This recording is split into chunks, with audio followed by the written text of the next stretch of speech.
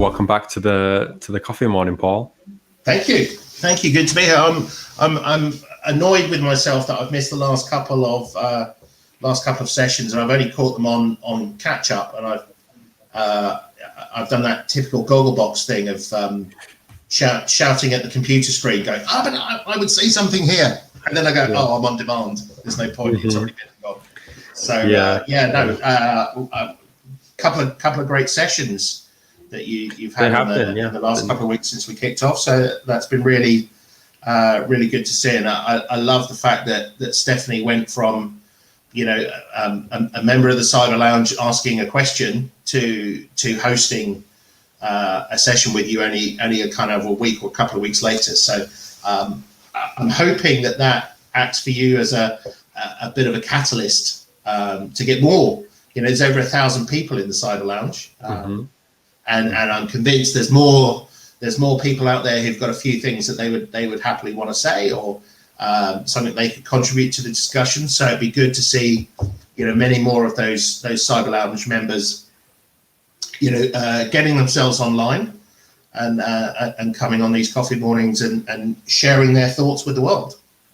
Okay, so unfortunately, Holly couldn't be with us today. She's not feeling too well. So apologies to any Holly fans out there. There's a lot of it about, I have to say, with all the kids going back to school for the last 3 weeks. They, come home as a huge bags of germs to reinfect their families. So I think there's plenty of people who've been down with a cold for the last 2. Looks like Mikey can hear a bit of echo too. So hopefully it's not too bad, Mikey, and hopefully we can cope with it. We'll have to try and resolve another time why that's happening. So I think the first thing you wanted to talk about was the barriers on entry level. Yeah, no, and again, it was part of my ranting at the screen, on demand last week. I think it would be great. Do you know what would be great is it was great that you had Akash in to talk from the recruiter's perspective about what experience you're seeing from that side of the desk. It would be great to get someone who's a hiring manager in the space to give their thoughts as well, and to kind of stir that pot. My 2 penneth is I think there's a distinct element of fear. And I've just realised that I look like I'm about 3 years old because I'm at the bottom of the screen and you're at the top of the screen, and I keep looking up to you. But yeah, no, I think there's a fear. I think there's a fear that is driving. We don't know what the answer to the problem is, and typically when you get into that situation where you don't know what the answer to the problem is, you try and exert greater control. And the way that you try and exert greater control is, well, let's make everyone on the team assist, because then everyone's almost got that equal chance of finding the answer that we've all been missing. Because we're applying all of these endpoint solutions, we're applying all of the we're spending all these huge budgets, and we're still not stopping the breaches. We're still not stopping the cyber attacks. So I think there's an element of it which is just kind of the P for plenty rule, which is chuck a whole load of pros at it, and hopefully somebody somewhere will get the answer. I think there's a bit of hubris involved in it. When you think about it, a lot of the underlying root causes are about people, and they're about human behavior.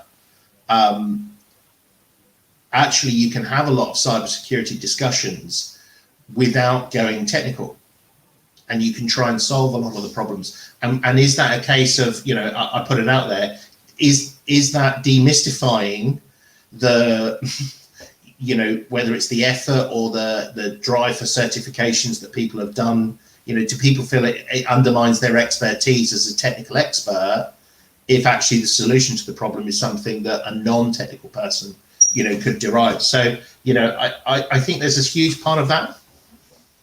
I think there's a fear, which I think is more widely felt across business, which is that the people coming into the workplace now aren't of the same quality as the people who came into the workplace when we were coming in. Yeah. Right. And what's true is we've got a huge change in the style of employee. The post-millennial generations, shorter attention spans. There's going to be huge demographic shifts. So there's going to be many fewer people in the marketplace in 10, 15 years time.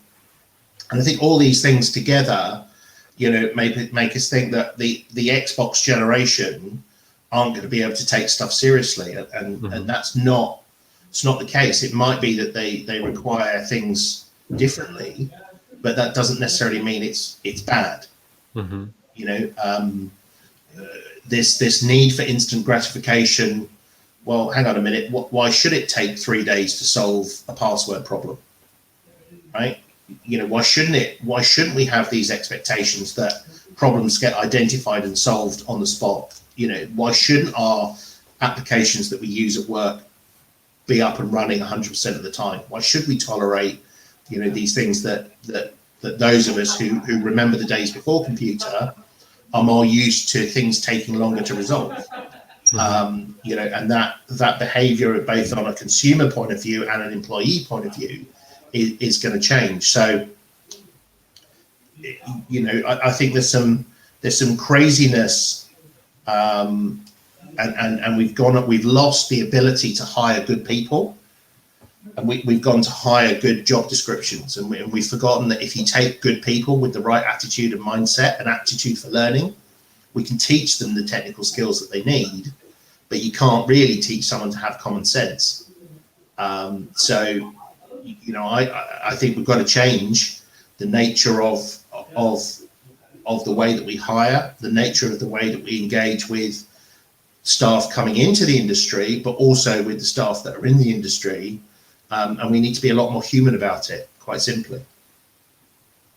It's very much in line with what Meredith was saying on a previous webinar about the diverse skills and how so many people come in without a technical background. She didn't have a technical background, but I mean, now you see where she is. So it is an interesting one. But it's still the exception rather than the rule. Yeah. You got Will commenting there. Experience equals a good worker, I think is what it's trying to say. Not always. I'd actually argue the point. I've worked with an awful lot of people who are very experienced, and what they're really experiencing is working out how to be absolutely free of any responsibility or accountability whatsoever, and spend most of their working day moving from coffee room to coffee room, having chats with people. The modern equivalent of walking around with a clipboard looking busy. So I think, I think sometimes, but life experience can make you a good worker, as well as, not equal to. Experience is not equal. Yes, no, in which case, we're fully aligned, Will. Sorry. I thought maybe it meant that, yeah. Sorry, missed your not equals to. But yeah, just, certainly long service. Experience should make you a good worker, but that experience can come from anywhere. And you can be someone who's 18 and has had a huge amount of experience, much more so than someone, who has had, 20 years, but lived in their mother's basement for 20 years and never walked around the world. So, those technical skills versus, human experience. Syed, they're saying what about threat intelligence, experience or skill? Well, actually, it's a blend of both. You need a certain amount of your own intelligence and your own analytical capabilities, which you can develop. You can learn the tools and techniques by skill, but you need that experience of making those decisions in order to spot what's a genuine threat versus what is a piece of information that can be discarded. So, Syed, I think on that one, as with most things, it is a blend. It's not one thing or the other. what I certainly don't subscribe to is that you need to be 40 before anyone takes you seriously. Yeah. Right. If you've put the work in, and you put the effort in, and you've got the skills and you've gone and gained the experience, you should be taken seriously, whatever level of the organization. And that's being reflected in now where we're seeing, top-down leadership, surrendering ground to influencers, right? And you can be you only have to go on, YouTube or Instagram, and there's a lot of dross, but you can also see a 9-year-old kid who can play guitar as well as Slash, and that's kind of crazy. If you've put the hours in, and you've put the, if you've made your life all about gaining that experience and skill, then, if you've demonstrated that in one capacity, why can't you just demonstrate that in another capacity? If people are used to achieving success, just because they haven't had success yet in the cybersecurity field, someone who's demonstrated that they've been dropped into 3, 4, 5 different scenarios, and in every single one of them they haven't drowned, they've swum, and not only have they swum, they've become captain of the swim team, in each of those different scenarios. You should be able to drop that person easily into cybersecurity, and within 3 months, boom, they're going to be flying. Yeah, and I wonder if it's going to be interesting to see over the next several years whether people who are looking for entry-level roles now and really hustling with the is it the bug bounty and all those different websites, really putting in just an incredible amount of work just to get noticed, compared to people who have years of experience. I wonder what it's going to be like when they are the ones in the more senior roles, and how that might change. I hope it's going to be very different. I really do, and I suspect it will do. I mean, we're seeing now the death of the suit. Mm-hmm. Yeah. Because those of us who are slowly marching our way towards those more decision making, leadership executive roles, grew up wearing jeans. Whereas our parents grew up, wearing, suits, or certainly grandparents, suits even at the weekend. Even when my granddad retired, he'd still wear a shirt and tie every day, right?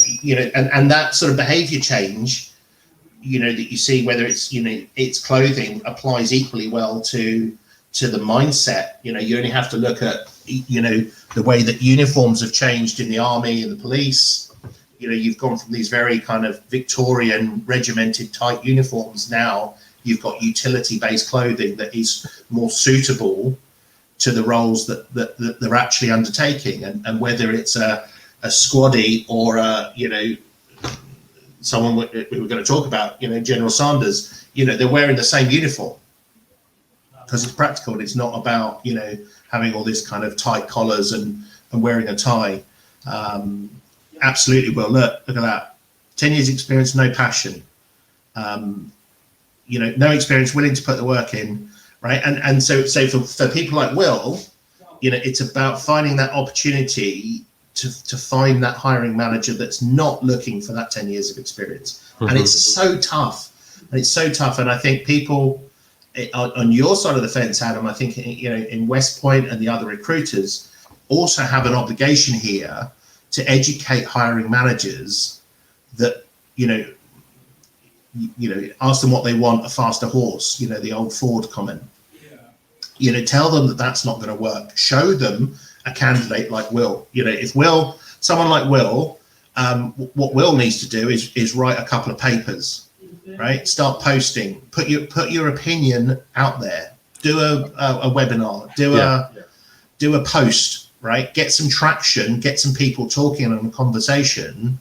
Well, Will certainly is one of those people who's posting a lot constantly. Because then what happens is somebody in Akash's position or in Anthony's position, who's a recruiter, can go to the hiring manager and say, look, this guy Will, right? Not got any experience. I'm sorry, Will, if I'm talking about you, but I don't actually know you, but he's got no experience in cybersecurity. But here's a paper he's written on this current topic. I think you'll be really surprised at his approach and his attitude and his mindset And suddenly you're going to get these people thinking, well, hang on a minute, if this guy's coming up with these sorts of proposals and these sorts of answers that show that he's got the right aptitude and a willingness to learn, then that's a way of circumventing the CV to get him into that interview. Mm-hmm. Because then your argument is, just think what he could do in 3 months once you've trained him on endpoint security, or whatever it is that the role is for. If this is what he can do on a basis of nothing, how powerful can this candidate be? And I think recruiters have a big job to do, and a big job to play in driving that. I firmly do. Yeah, I absolutely agree. I wish Holly had been here to give her view on that, because she does speak to a lot of people who are looking for entry-level roles, and we try to give as much advice as possible. But you're right in that there's always more that can be done.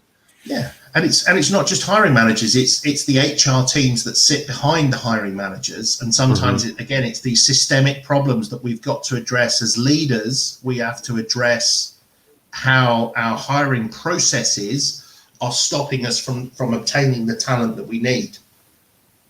And a bunch of HR people who don't understand what you need have no choice but to resort to a keyword search that says, well, sorry, you haven't got, identity and access management 15 times in your CV.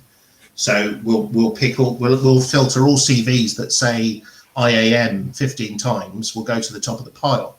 Well, that's not picking quality. That's just, that's just word searching. And whilst you need to do that to a degree, you've got to circumvent those processes. You've got to get involved in the conversation. Get yourself on the cyber lounge. Will, there you go.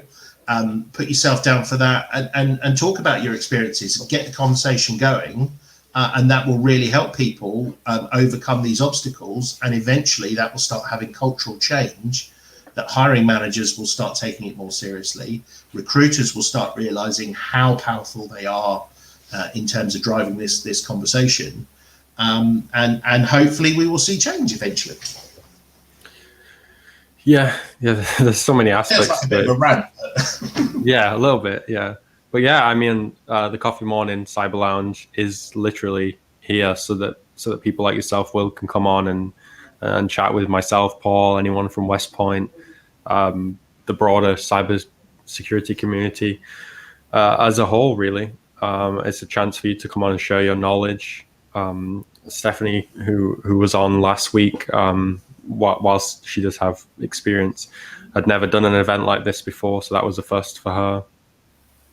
Well, and Adele, again, was obviously, again, a little bit different. I think it'd be great to get Will on, because I think, whilst this is a topic that we talked about last week, we talked about it this week, I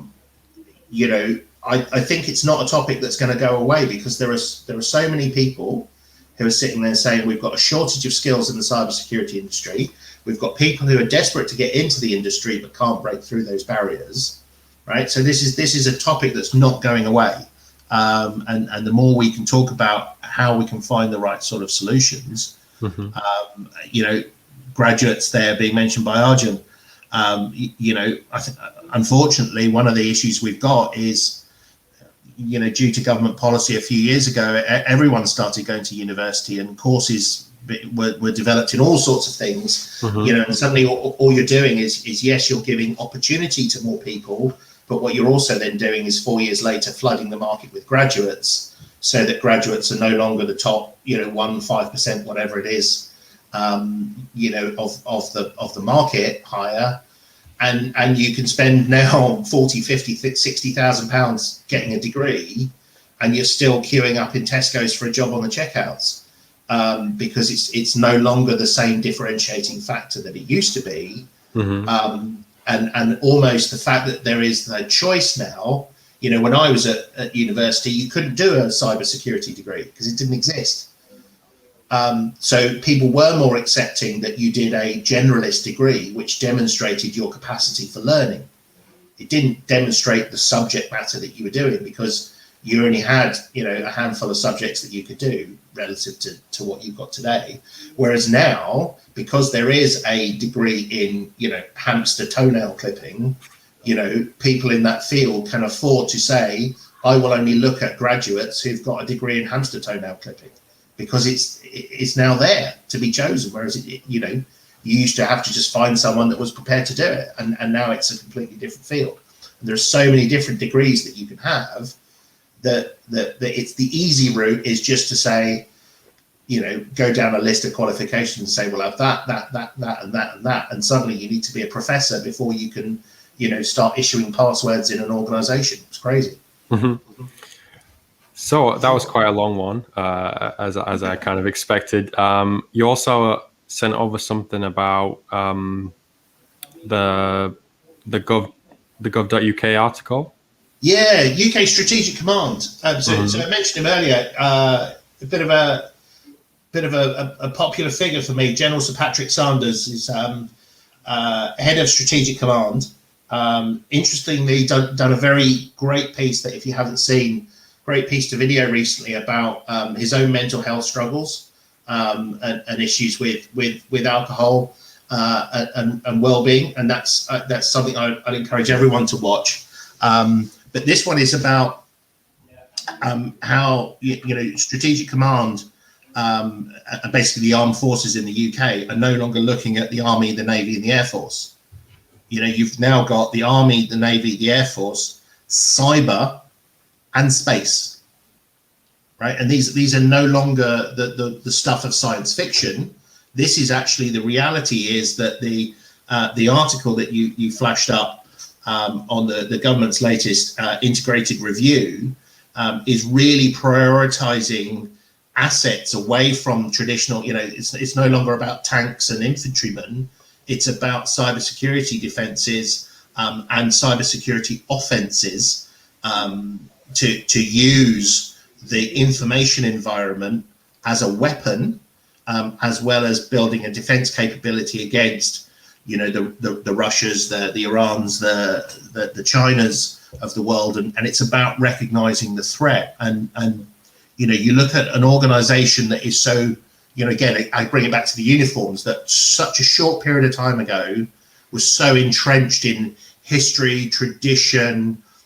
War fighting was, lines of chaps stood across the field from each other, slogging it away for 4 years, to 100 years later, and bang, we're talking about, Star Wars again, and understanding the threats from commercial operations, because space is no longer a national and government issue. You've got Google and what's his name, Elon Musk, chucking stuff up into space all the time, all the satellites, going up from all the communications companies. If these things can either be compromised, they need to be defended, because they're now part of the critical national infrastructure. If we lose the internet capacity, if we lose the undersea cables, if we lose the ability to control our satellite communications network, we're in a great deal of trouble. So, for me, what it signals is, one, it's interesting in its own right, and there's a lot of parallels for those firms in the private sector who are still not taking this stuff seriously. If you can point to something like the British Army is taking cyber super seriously, and it's actually at the top of their agenda. You really got to question your board. If your board still doesn't think that cybersecurity is important, have a read of this article. And it's about regaining the initiative. What General Sanders is saying in here, that if we didn't completely and radically change our approach to warfighting, we will concede the initiative, the strategic initiative, to our competitors. And unfortunately, our competitors in this situation is warfighting adversaries, and that's bad news for everyone. But again, flip it over into the commercial context. Why does your company want to cede the strategic initiative to another firm who is taking the opportunities of cyber and digital much more seriously than your organization.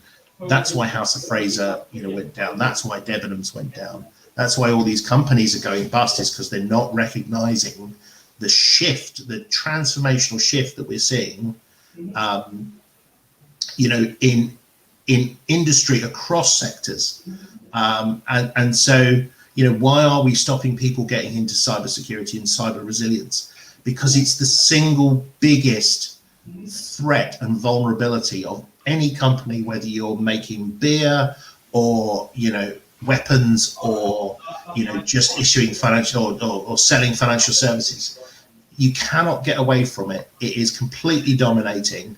And to see an organization that has struggled so much over recent years to make itself relevant, having such a fundamental review, I just think is a really compelling story to flip over into the commercial sense and think about the way we're doing things. Mm-hmm. So we had a few comments there. So Jonathan said the SME sector is so behind on SciSec. Yeah, because it's become about endpoint solutions, which are all really expensive. And actually what cybersecurity is about is behaviors. And it's about changing behaviors and modeling the behaviors that we want our staff to follow so that we don't click on the phishing email. Then we don't necessarily need all of the tools and forensics to deal with the problem if the problem is something that everyone spots. I had one this morning, a text message from Royal Mail with a parcel that can't be delivered until I pay them my $1.99. Well, there's no way I'm going to click on that link. It's so obvious that it's it's a sophisticated attack because it's perfectly realistic that I could have had a parcel. Mm-hmm. But even if it means that something goes back to even if it is a genuine parcel, I'd rather it goes back and they contact me and say we couldn't deliver it than I run the risk of clicking a spurious link in a text message, mm-hmm. and losing all of my personal data to someone. And it's just about being aware and being alert to those vulnerabilities and taking it all the way back to that threat assessment that we talked about, earlier on. That's what really makes the difference. And it is a mixture of skills and experience. I think at this point, I just assume any text or email I get is phishing. Yeah. And then go from there. I've had multiple of these Royal Mail delivery things, and even if I've ordered something, I'm still pretty suspicious about it, just because of just the risk is so severe. Especially, I write a lot of the blogs for West Point and the Cyber Lounge, so I can see not firsthand, but I can see the real impact that these attacks have. I mean, I'll be doing these sessions from behind bars soon if I believe the number of voicemails I get that there are open tax cases by HMRC, mm-hmm. From the voicemails that I'm getting that are asking me to provide my, personal details so that my tax evasion can be dealt with. But there are so many people out there who will fall for that still, mm-hmm. and that's what that's where we've got to stop thinking about cybersecurity as a subsector and think about it as the way we do business. And everybody across business has to start talking a much more common language and a much more simplistic language around, threats and vulnerabilities, because it doesn't matter what you do, whether you're an accountant or you work in a fulfillment center or you work in a SOC, you're open, you are a threat. You are an opportunity. You are a weakness in your company's defense. And until we start working on that basis, we're just going to keep, setting £5 to £50 notes instead of actually making a difference. Mm-hmm. So a few more comments came through that I'm just going to read through. So Christopher said, 13th Signals Regiment for anyone interested in the Army Cyber. Will said, some people just don't understand the severity of the shift towards cyber as you're talking about, which is a real shame. A LinkedIn user whose name we can't see said, cannot agree more about the slow transition. Many companies still think about script kiddies and then Sunburn happened. Well, and there was something I was reading over the weekend, part of the Solar Winds. What was it? Todd Wolfe, I think. Again, part of Department of Homeland Security, with responsibility for cybersecurity, and his details were compromised. So again, even within Department of Homeland Security, even within the function within Homeland Security that is responsible for cybersecurity, these guys, and they're not spending pennies, right? They're not an SME. They've got huge budgets, and they're still being compromised because it's about behaviors. It's not about, if you haven't got the money to buy all the fancy gear, yeah, okay, you're gonna suffer, but you don't need to suffer if you focus on the things that you can control, and you can still make a compelling difference by just acting in a more responsible and aware manner, and talking to your staff about how this is important, how it can affect them, because it's the same lessons that they learn for their personal life and keeping their personal details safe and their personal bank account safe are the same things that protect them in the working environment where you're keeping your company assets safe. It's the same conversation. And the other thing that came up last week is that this needs to be delivered in schools, right? We don't teach kids about managing personal finances. We don't teach them about the perils of credit cards. We don't teach them about cybersecurity, and we're packing them off with an A level in English, but no ability to know how to navigate this world that we live in.